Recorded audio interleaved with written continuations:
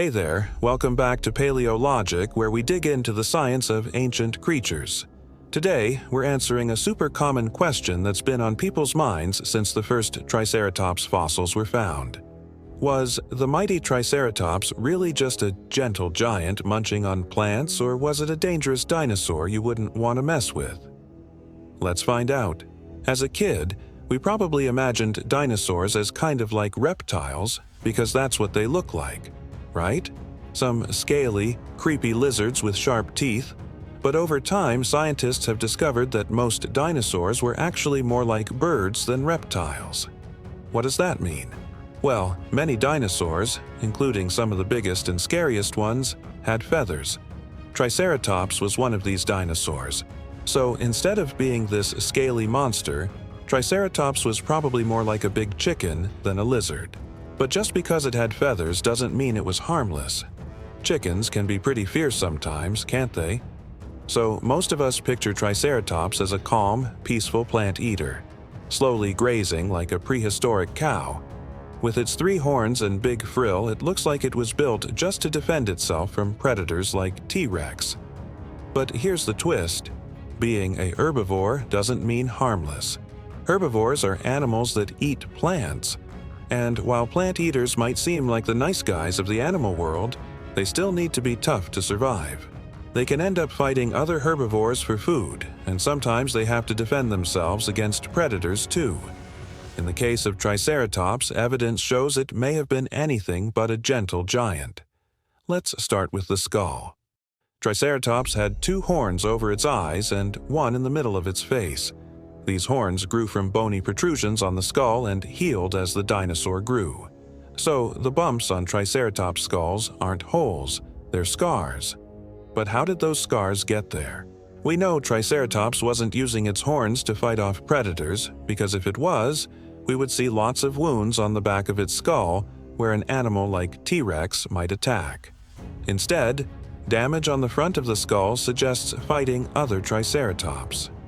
Skull-pelvic reconstruction helps us understand how these dinosaurs moved their heads when they fought. Scientists used these models to learn whether Triceratops clashed heads with each other, and the results showed that these dinosaurs weren't afraid to use their horns. The way Triceratops skulls were connected to their bodies would allow them to charge forward, slam their heads into something in front of them, and toss their opponent off balance. Scientists think Triceratops may have even head-butted each other like goats do today. This is pretty surprising because head-butting means you're risking getting poked in the eye. But maybe to a dinosaur with 3 horns, having a second set of horns on its head was just like wearing sunglasses. Now, let's say Triceratops was willing to fight other Triceratops. But what about predators? Was it ever okay to mess with a plant-eating dinosaur? If a predator chose to attack a Triceratops, they would be up against a living tank. Triceratops weighed around 6,800 kilograms and measured about 9 meters long. That's almost like being attacked by 3 adult hippos all at once. Triceratops also had 2 big horns and a big frill, which is the fancy name for a bony collar that extended from the back of its skull. Now, these features didn't help with running or flying, but they made Triceratops a great fighter. One of the biggest mysteries about dinosaurs is what happened to the skin. Almost all dinosaur fossils are skeletons. Their flesh has decomposed before it can turn into rock.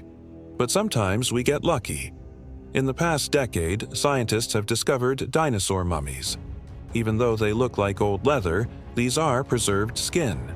The oldest dinosaurs, like Triceratops, lived about 270 million years ago. Back then, the air had less oxygen than it does now. Today, if you saw a dinosaur skin mummy, you might think it looks like a crocodile, but the truth is, it would have looked more like rubber. Dinosaur skin was probably covered in feathers, and the bigger the dinosaur was, the thicker the feathers were. So Triceratops would have had thick, rubbery feathers, kind of like a toddler's rain jacket.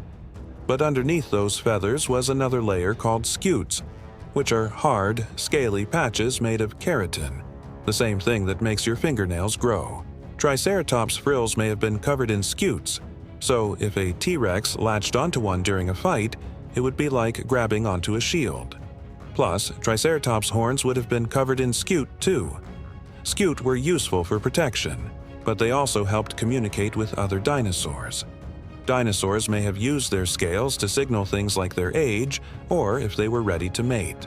Okay, so Triceratops was definitely tough. But how could we possibly know how tough? Meet Wendy Ceratops, a horned dinosaur expert who wants to know how dinosaurs fought. She thinks Triceratops were like sumo wrestlers. One day she was watching a sumo match on TV and realized she could measure how much force two wrestlers exerted when they hit each other by looking at how far they moved when they collided. So she started measuring how much movement Triceratops caused when they smashed into each other. By studying skull bones and how they fit together, she was able to recreate the force of a Triceratops headbutt. Her conclusion: two Triceratops could have easily injured each other during fights. And if a T-Rex tried to attack one, it would have felt like being hit by a car going 40 kilometers per hour. No wonder T-Rex didn't attack adults. Triceratops were just too dangerous. There's proof of this in the fossil record. A lot of Triceratops fossils show signs of injury, especially on the front of the skull.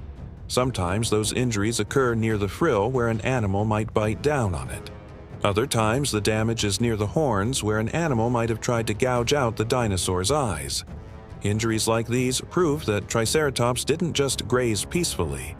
It fought back against attackers, and sometimes those attackers were other Triceratops. In 2021, a study published in PNAS told the story of a teenager who got into a fight that left him with a nasty head wound. His skull was damaged in 3 places, meaning he survived at least 2 serious attacks before dying. Scientists think his injuries were the result of battling other Triceratops. But why? Usually, animals fight for food, water, or a mate. But this Triceratops was too young to compete with adults for resources, and there's no evidence it was trying to reproduce. So scientists wondered if young Triceratops fought for fun. As the herbivore population grew, competition between Triceratops increased. Plants couldn't provide enough food for everyone, so there would be pressure to get access to new feeding grounds. Triceratops could use their horns for digging too, so fighting for space to eat may have been a way to establish territory. If a young Triceratops could win battles, it would be able to take over a prime feeding spot and make sure it had enough food. And it wouldn't just be the herbivores fighting. If meat-eating dinosaurs were scavenging around, young Triceratops could have fought each other to keep those predators away. It's also possible that Triceratops fought each other because they were related. Triceratops was closely related to another horned dinosaur named Styracosaurus. Both dinosaurs were part of the family called Ceratopsidae. All ceratopsians looked similar, but Triceratops was the most popular. Why? Some scientists think it's because Triceratops evolved from ancestors like Styracosaurus.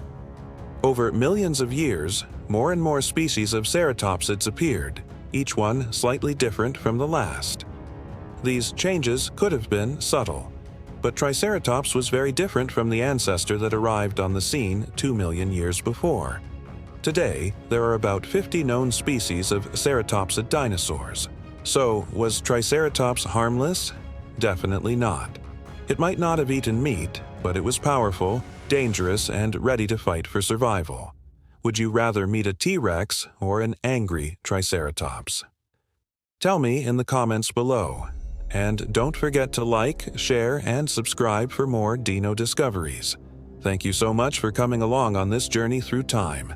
Don't forget to subscribe so you never miss an exciting episode. And be sure to leave your feedback in the comments. Who knows, you might just see your name in a future Paleologic episode.